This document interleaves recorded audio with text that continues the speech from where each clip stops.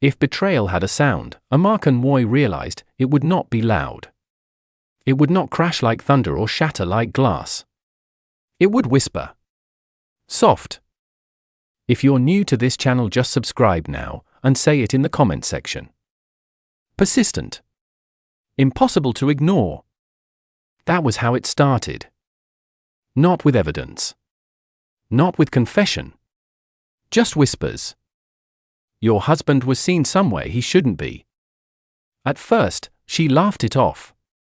People talk. Lagos thrives on gossip the way fire thrives on oxygen. If you listened to every rumor, you would go mad before the week ended. Amaka believed that. She had built her life on trust, on dignity, on the quiet strength of knowing her home was solid. But whispers have a way of lingering. It was a Tuesday evening when the first crack appeared. Chinedu came home late again. The clock on the wall had already crossed 10:30 p.m. when the gate creaked open. Amaka was seated at the dining table, untouched food growing cold in front of her. The generator hummed faintly outside, filling the silence that stretched across the house. When he walked in, he looked normal. Too normal.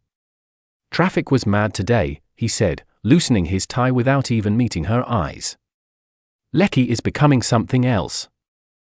Amaka nodded slowly. You've been in Lekki a lot lately. He paused for just a second.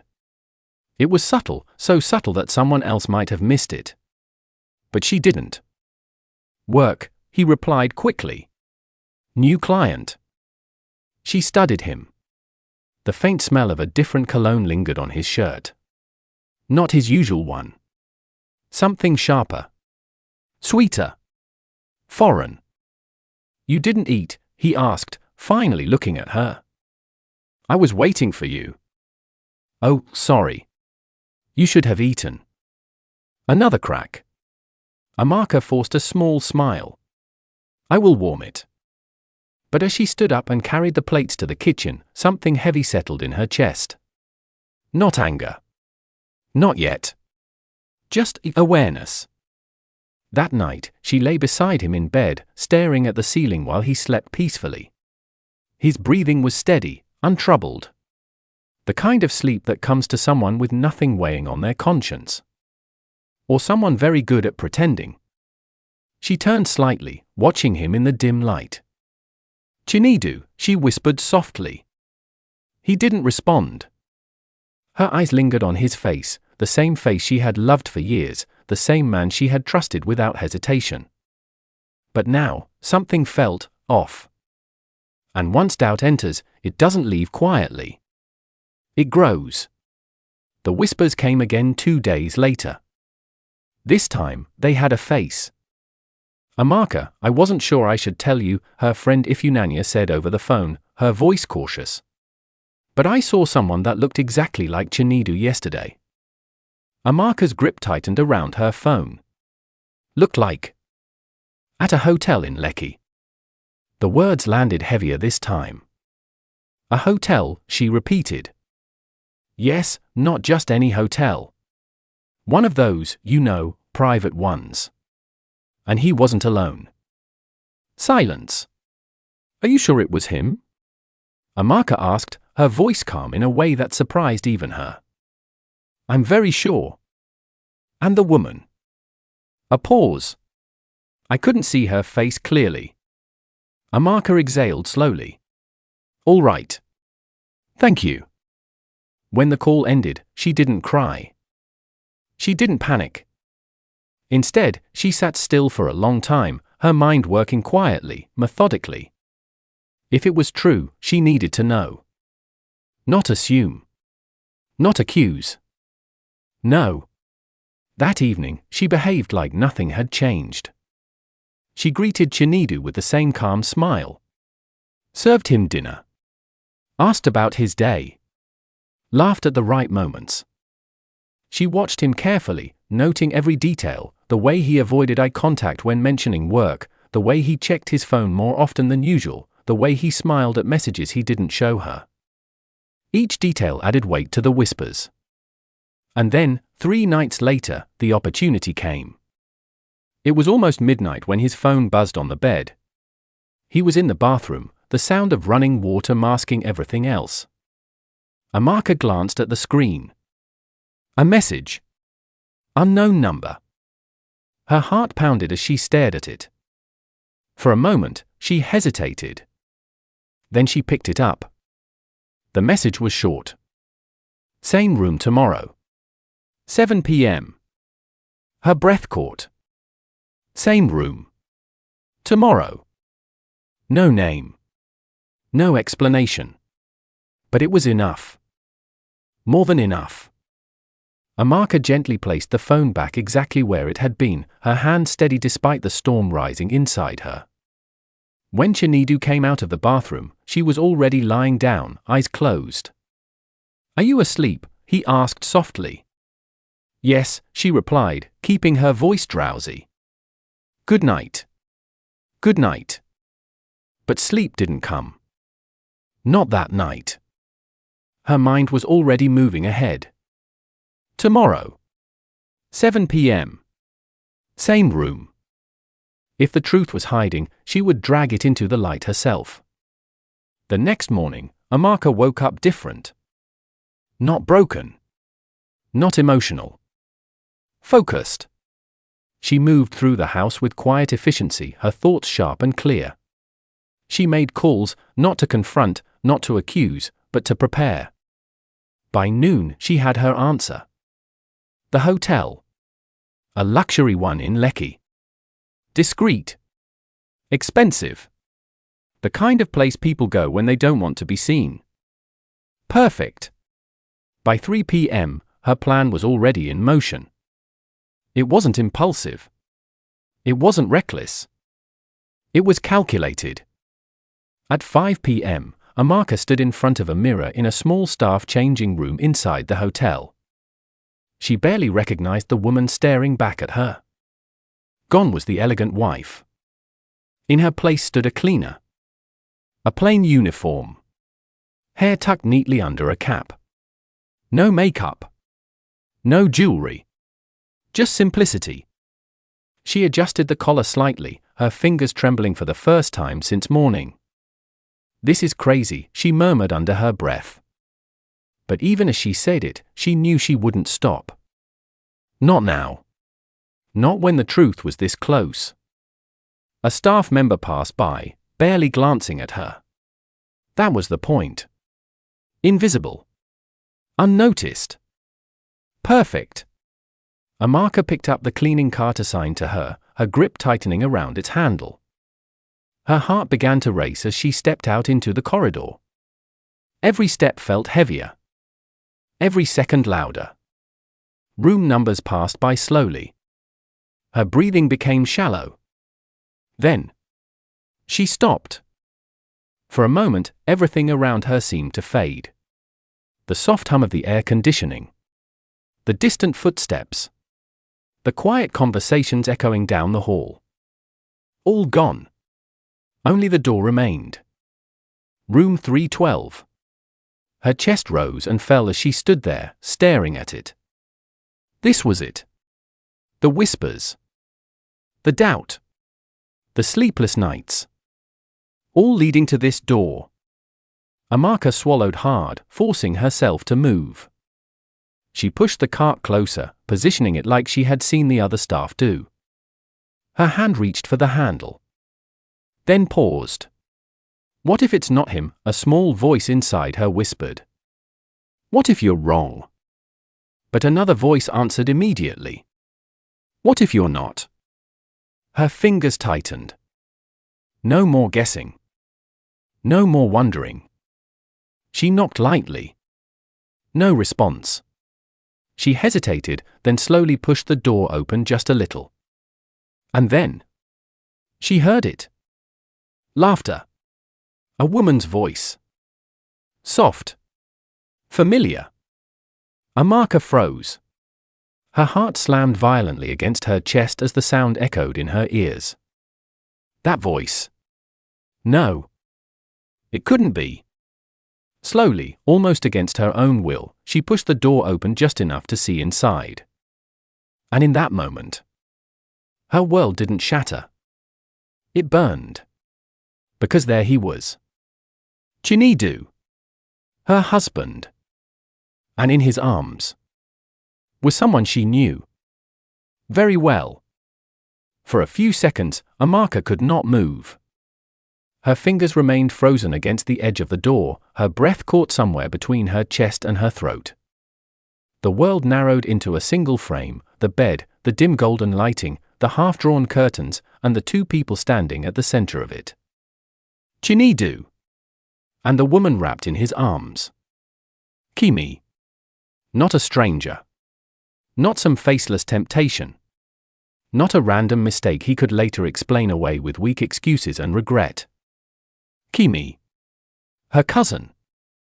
The girl who had eaten at her table. The one who called her big sis with that same soft voice now echoing in the room. The one she had defended, supported, trusted. Amaka felt something inside her chest twist, not snap, not break, twist. Like something alive was being slowly, deliberately turned. Inside the room, Kimi laughed again, resting her head lightly against Chinedu's shoulder. "You worry too much," she said playfully. "Nobody will find out." Chinedu chuckled. "You don't know Lagos people. Everybody is watching everybody." "Please," Kimi replied, nudging him. "You've been coming here for weeks. Has anything happened?" Weeks. The word hit harder than anything else. Weeks. Not a mistake. Not a one-time slip. A pattern. A routine. A life built behind her back.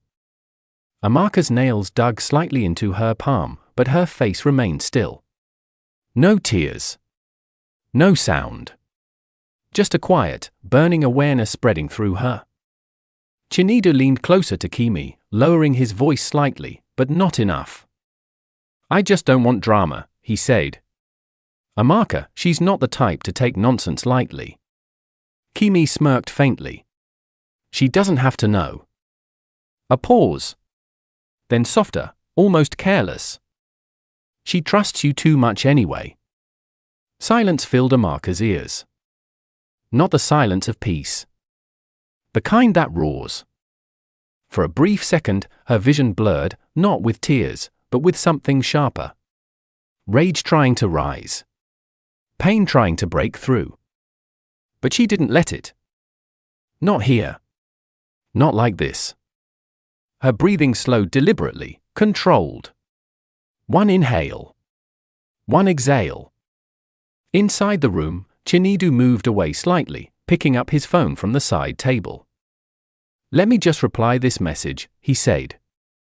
Kimi rolled her eyes, stretching lazily across the bed. "You and that your phone?"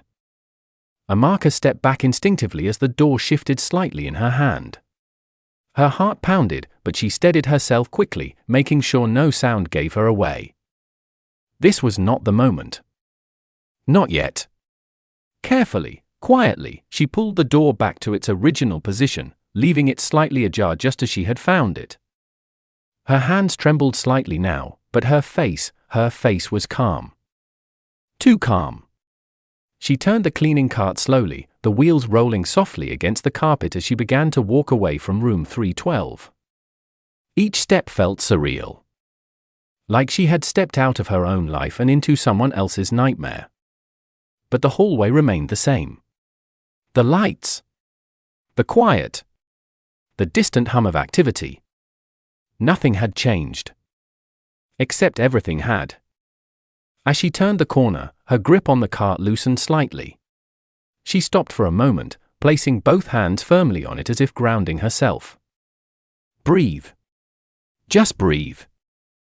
Her reflection caught briefly in a glass panel along the corridor. The uniform. The cap. The plain, invisible woman staring back at her? And for the first time, a faint, almost bitter realization crossed her mind. They didn't even recognize her? She had been standing right there. Right there. And they didn't see her. A soft, humorless exhale escaped her lips. "Good," she whispered under her breath. Then she moved again. Down the corridor. Past other rooms. Past other lives. Until she reached the service area. The moment she stepped inside, away from the polished silence of the hotel hallway, her body reacted. Her hands gripped the edge of a metal table tightly. Her shoulders tensed. Her chest rose sharply as she finally allowed herself to feel it. Not tears. Still no tears. Just heat.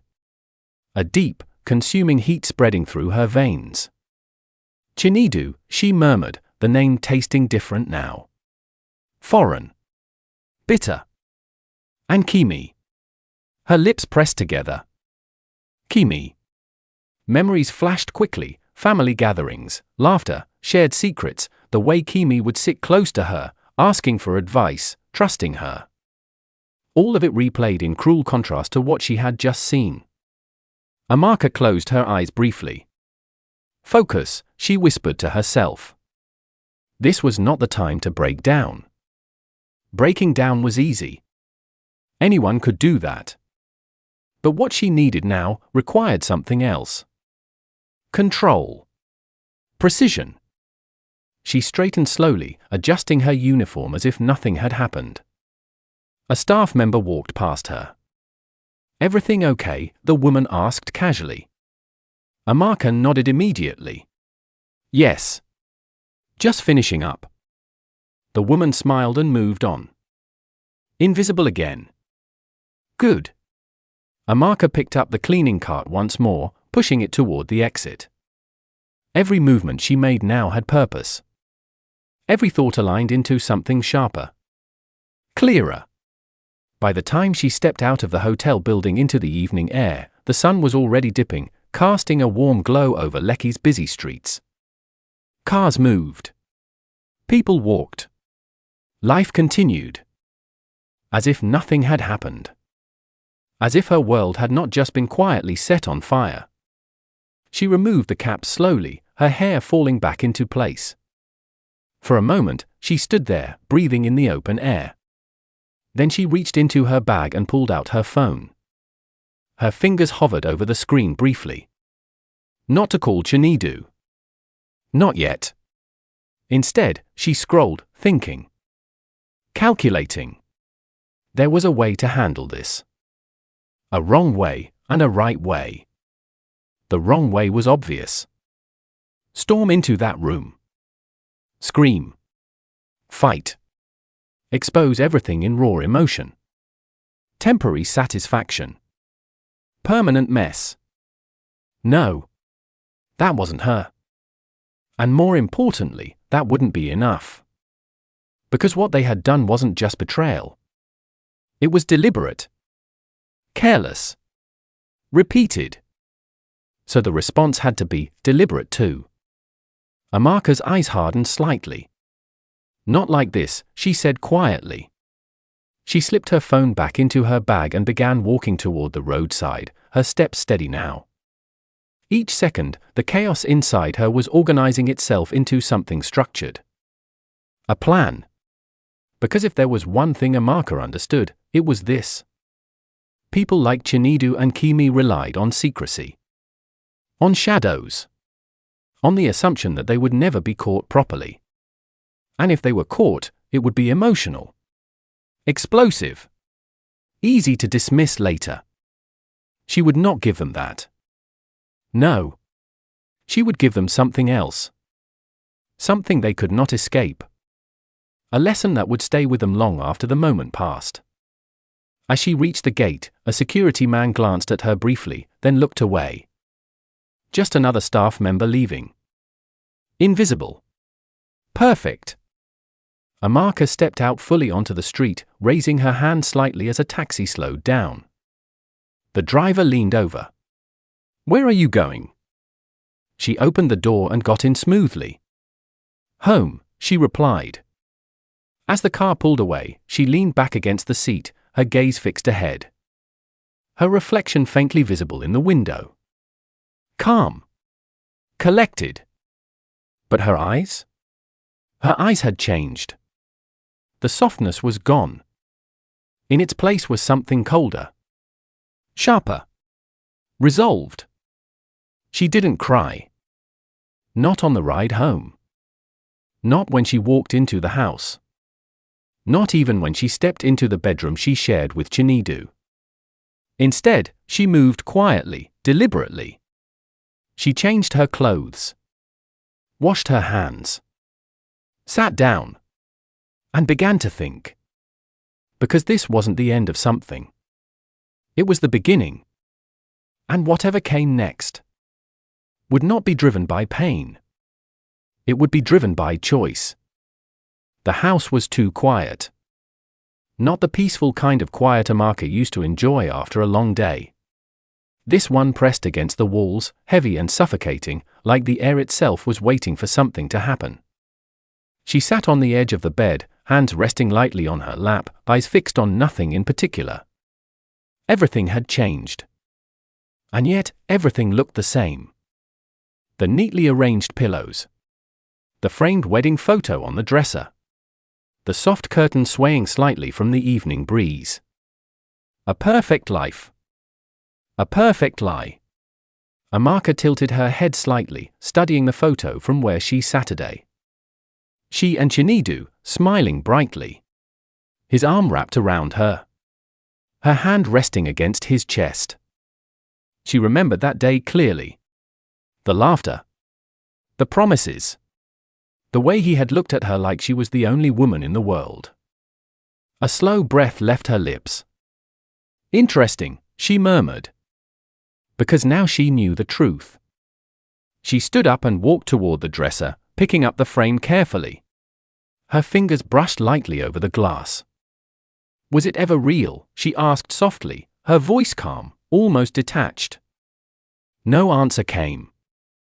Of course not. She placed the frame back exactly where it had been.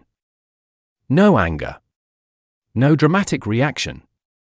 Just precision. That was what she needed now. Precision. Her phone buzzed lightly on the bed. She turned, walking back to pick it up. A message from Chinedu. Running late again. Don't wait up. Amaka stared at the screen for a few seconds. Then a faint smile appeared. Not of amusement. Not of happiness. Something else. Something colder. Of course, she whispered. Same pattern. Same lie. But now, she understood it fully. She typed a reply slowly. All right. Drive safe. She hit send and placed the phone down gently. No suspicion. No confrontation. Let him feel comfortable. Let him believe everything was still under control. That was important. Because people reveal more when they feel safe. Amaka stood still for a moment, then walked out of the bedroom into the living room. The lights were dim, casting soft shadows across the furniture. She moved slowly, deliberately, as if each step was part of something larger. Because it was. Her mind had not stopped working since she left that hotel. Every detail. Every word. Every expression. Replaying. Analyzing. Kimi's voice echoed again in her head. She trusts you too much anyway. Amaka's jaw tightened slightly. Not anymore, she said quietly. She reached for a notebook on the center table and sat down. Opening it, she picked up a pen. For a moment, she hesitated. Then she began to write. Not emotions. Not complaints. Facts. Room 312. 7 p.m. Routine. Kimi. Hotel, Lekki. Her handwriting was steady. Clean. Controlled. This was not about pain anymore. This was about clarity. About control. Because once you remove emotion, you start to see things differently. And what Amaka saw now was opportunity. She leaned back slightly, tapping the pen against the paper. They think this is hidden, she murmured. They think this is safe. Another faint smile. They're wrong. Her phone buzzed again. This time, it was a call. Ifeanyi. Amaka picked it up calmly. Hello? Amaka, are you okay? Her friend's voice came through, filled with concern. I'm fine. A pause. Did you find out anything? Amaka glanced at the notebook in front of her. Yes. Silence on the other end. And? Another pause. Then Amaka spoke, her voice even, almost too steady. It's true. Ifeanyi exhaled sharply. Oh my God. Amaka, I'm so sorry. It's all right. All right? No, it's not all right. What do you mean it's all right? Where are you? I'm coming over right now. No. The word came out firm. Clear. It surprised even Ifeanyi. No. I don't need you to come, Amaka continued calmly. I'm okay. You don't sound okay. I am. Another silence. Then, more carefully. What are you going to do? Amaka leaned back slightly, her gaze drifting toward the window. Outside, the night had settled fully. Streetlights glowed faintly, casting long shadows. I'm going to handle it, she said. How? A small pause. Then. Properly. Ifeanyi hesitated. Amaka, don't do anything you'll regret. A faint, almost amused expression crossed Amaka's face. Regret, she repeated softly. No. I don't think so. There was something in her tone now. Something different. Ifeanyi noticed it immediately. Amaka? I'll call you later, Amaka said gently, cutting her off. And before her friend could respond, she ended the call. The silence returned. But this time, it felt different. Not heavy. Not suffocating. Focused. Amaka looked back at the notebook. Then she turned the page. A new section. A plan. Her pen hovered briefly. Then she began writing again. Step by step. Clear. Simple. Effective. Because what she was about to do required more than emotion. It required timing. Positioning. Understanding how people think. Chinedu. Kimi. What would they expect? More importantly, what would they never expect? Amaka's lips curved slightly. They think I'll react, she said quietly. They're waiting for tears, or anger. Her pen tapped lightly against the page. But what happens when I don't give them that? The thought lingered. Powerful. Because unpredictability is power. She stood up again, walking slowly toward the kitchen. She poured herself a glass of water, taking a slow sip. Even now, her hands were steady. Her breathing even. No cracks. No visible damage. Only transformation. By the time she returned to the living room, her mind was already several steps ahead. She picked up her phone again. This time, she scrolled deliberately. Searching. Not for answers. For resources. Contacts. Connections. Because this wasn't just about catching them. She had already done that. This was about something else. Something lasting. Something undeniable. Her finger paused over a number. She stared at it briefly. Then saved it for later. Not yet, she murmured. Timing mattered. Everything depended on timing. She placed the phone down once more and sat back, her eyes closing briefly. Not to rest. To think. And in that quiet moment, one thing became very clear.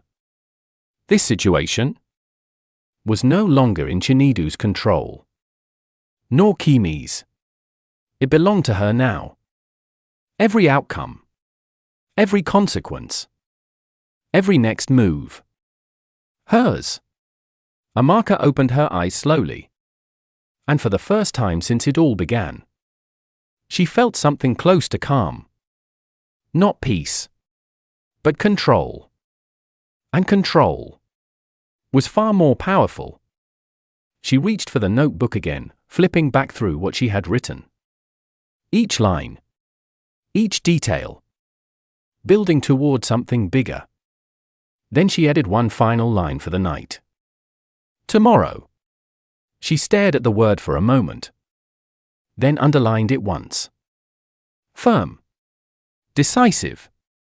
Because tomorrow, everything would begin to shift. And this time, there would be no whispers. No hiding. No escape.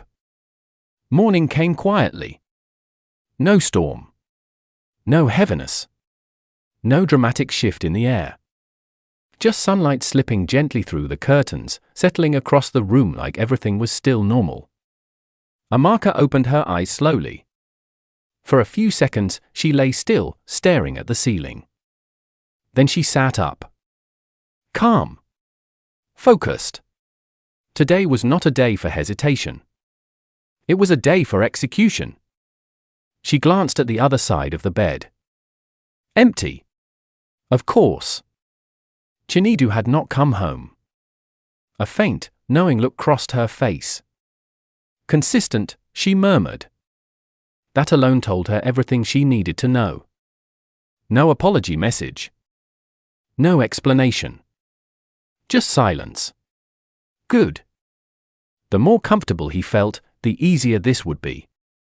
Amaka stood up and walked into the bathroom, taking her time as she prepared for the day. Every movement was intentional. Every second accounted for. By the time she stepped out, dressed neatly and composed, she looked exactly like herself again. Not the cleaner. Not the silent observer. Amaka Nwoye. And today, she would not be invisible. She picked up her phone and checked the time. 8:17 a.m. Perfect. Without hesitation, she dialed a number. It rang twice before the voice answered. Hello? Good morning, Amaka said smoothly. I'd like to make a reservation. There was a brief pause on the other end. For when, Ma? Today. Another pause. What time? Amaka's eyes sharpened slightly. 7 p.m. Her tone remained polite, but firm. And the room. A small, controlled breath. Room 312. Silence followed. Then. Let me check availability. Amaka waited patiently, her fingers resting lightly against the edge of the table. A few seconds later. Yes, it's available. Good. Book it. Name, please? She didn't hesitate. Amaka Nwoye. All right, Ma. Your reservation is confirmed. Thank you. She ended the call. Simple. Clean. Step 1, done. Amaka placed her phone down and walked toward the window, pulling the curtain aside slightly. Outside, Lagos was already alive. Cars moved. People rushed. Life unfolded without pause. And somewhere in that movement, Chinedu and Kimi were probably going about their day, completely unaware of what was waiting for them. That thought didn't make her angry. It made her precise. She turned away from the window and picked up her notebook. Flipping to the page she had labeled Plan, she reviewed each step carefully. Everything had to align. No mistakes. No loose ends.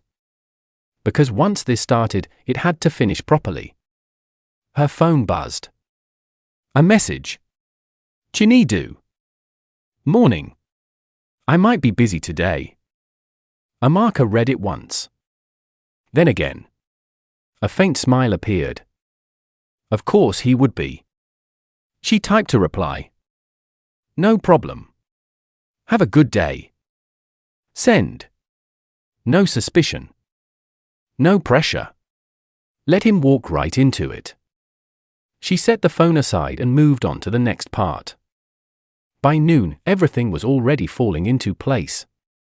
Amaka made calls, not emotional ones, not desperate ones, but deliberate ones. Short. Direct. Carefully worded. Each conversation added another piece to the structure she was building. By 3 p.m., she was ready. She stood in front of her mirror once again. But this time, there was no disguise. No uniform. No attempt to blend in. She wore confidence. Simple, elegant, undeniable. Her reflection stared back at her. Strong. Composed. Unshaken. Good, she said softly. Because tonight, she wouldn't be watching from the outside. She would be standing at the center. At exactly 5:45 p.m., Amaka arrived at the hotel. The same one. The same entrance. But everything felt different now. Yesterday, she had walked in unnoticed. Today, she walked in seen. Recognized. Acknowledged. The receptionist smiled politely. Good evening, Ma. Good evening, Amaka replied calmly. I believe you have a reservation. Yes. Room 312. The receptionist checked quickly, then nodded. Yes, Ma. It's ready. Perfect. Amaka took the keycard, her fingers steady. No hesitation. No doubt. Everything was exactly where it needed to be. As she walked toward the elevator, her heels clicked softly against the polished floor. Each step echoed with quiet authority. This was no longer about discovery. This was about revelation. The elevator doors opened with a soft chime. She stepped inside. Pressed the button. 3rd floor. As the doors closed, her reflection appeared faintly in the mirrored surface. For a brief moment, she studied herself. Not to check her appearance, but to confirm something deeper. Control. Yes. Still there. The elevator moved smoothly. Seconds stretched. Then, ding. The doors opened. The corridor was the same. Long. Quiet. Deceptively calm. Amaka stepped out. Her pace steady. Her gaze forward. Room numbers passed again. And then, she stopped. This time, there was no hesitation. No trembling hands. No racing thoughts. Just clarity. She walked forward and opened the door. Inside, everything was prepared. The lights. The arrangement. The space. Exactly as she wanted. She stepped in fully and closed the door behind her. For a moment, she stood in the center of the room, taking it all in. The same room where everything had been hidden. Now it would hold the truth. She checked the time. 6:58 p.m. Right on schedule. Her phone buzzed. Unknown number. She answered. Hello? Good evening, Ma. They're on their way. Amaka's lips curved slightly. Good. She ended the call. Then she positioned herself. Not hiding. Not waiting in shadows. Standing. Visible. Unavoidable. At exactly 7:06 p.m., she heard it. Footsteps outside the door. 2 voices. Laughing. Carefree. Unaware. The handle turned. The door opened. And they walked in. Chinedu first. Then Kimi. Still smiling. Still relaxed. Still believing this was just another night. But the moment their eyes landed on her, everything stopped. The laughter died instantly. Their expression shifted from ease to confusion to shock. Amaka? Chinedu's voice came out strained. Kimi stepped back slightly, her face draining of color. What is this?" she stammered. Amaka didn't move. Didn't react. She simply looked at them. Calm. Steady. Unshaken. "Good evening," she said.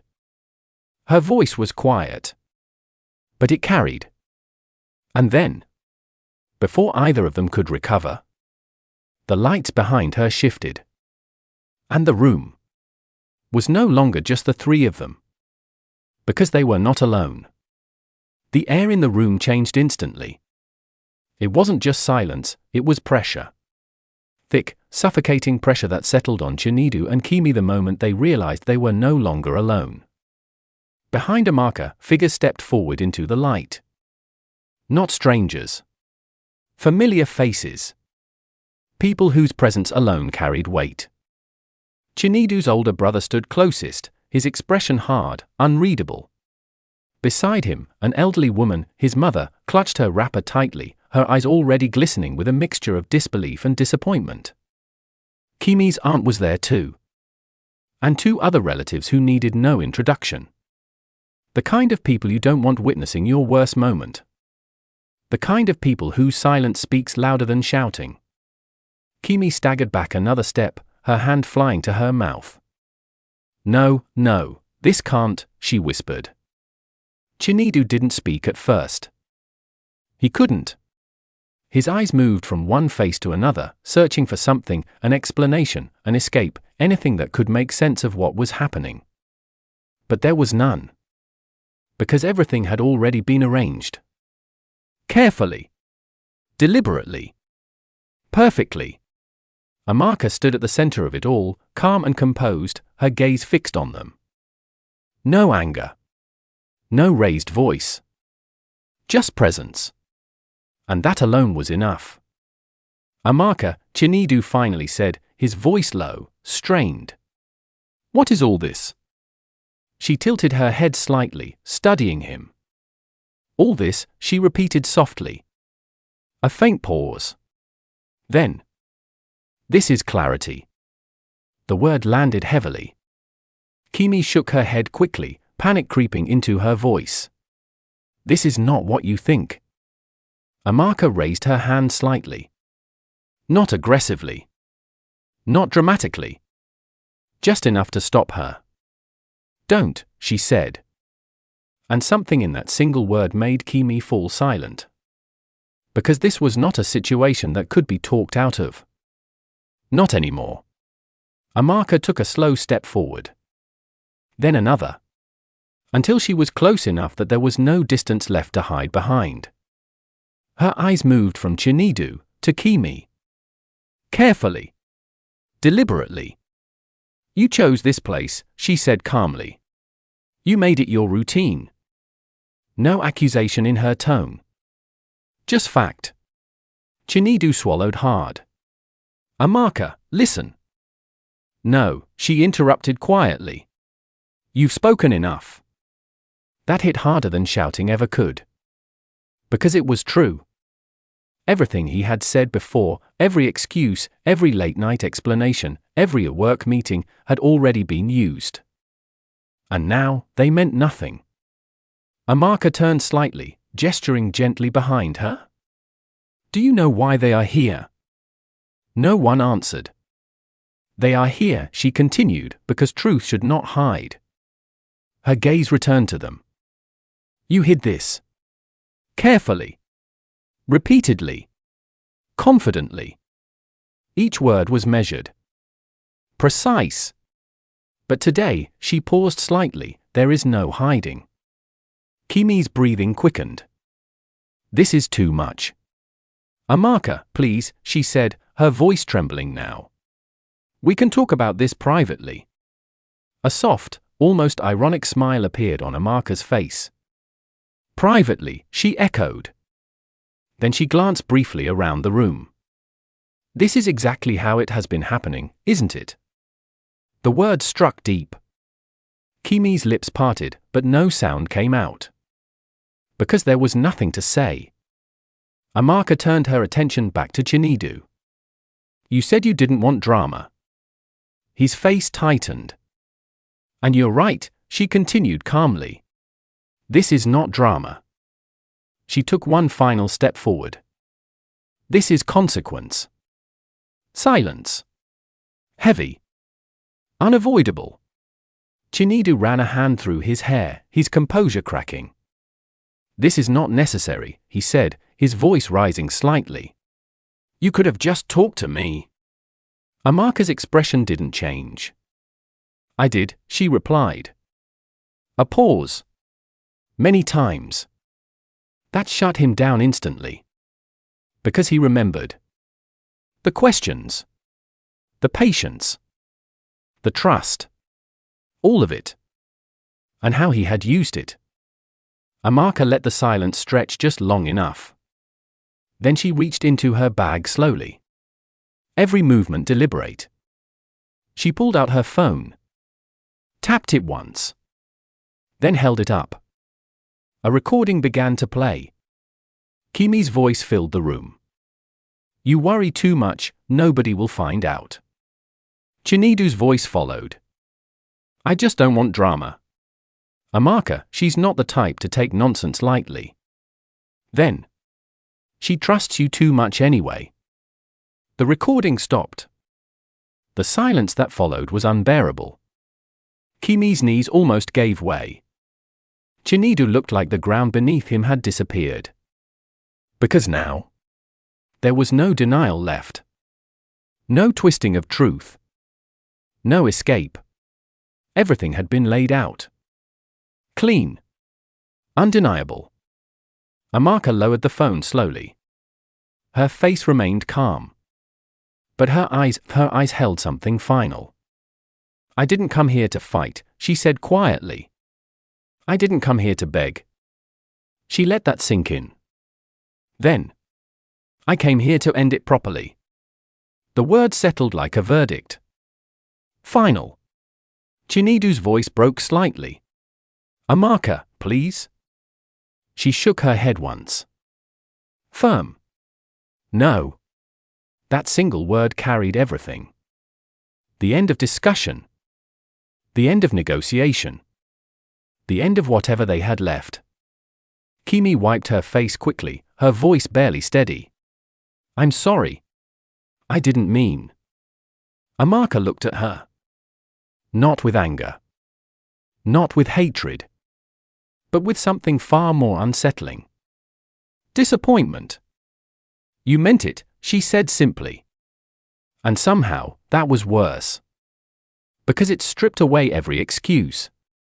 Every attempt to soften what had happened. It forced the truth to stand exactly as it was. Ugly. Clear. Unavoidable. Amaka took a step back. Creating distance.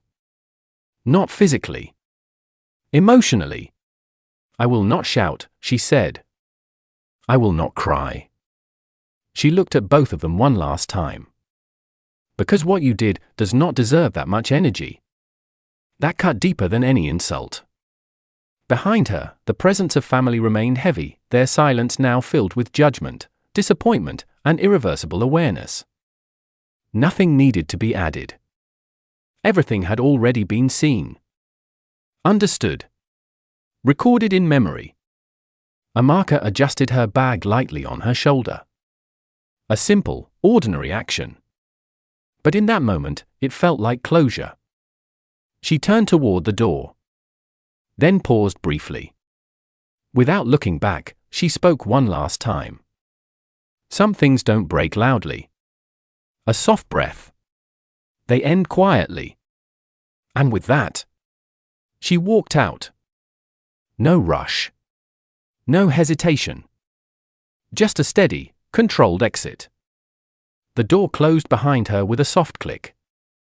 Inside the room, no one moved. No one spoke. Because what had just happened could not be undone. And outside, Amaka stepped into the corridor. The same corridor where she had once stood, hidden, trembling, uncertain. Now. She walked through it openly. Freely. Each step lighter than the last. By the time she reached the elevator, she felt it fully. Not happiness. Not relief. But something stronger. Release. The elevator doors opened. She stepped in. Pressed the button.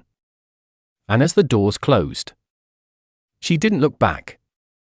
Not even once.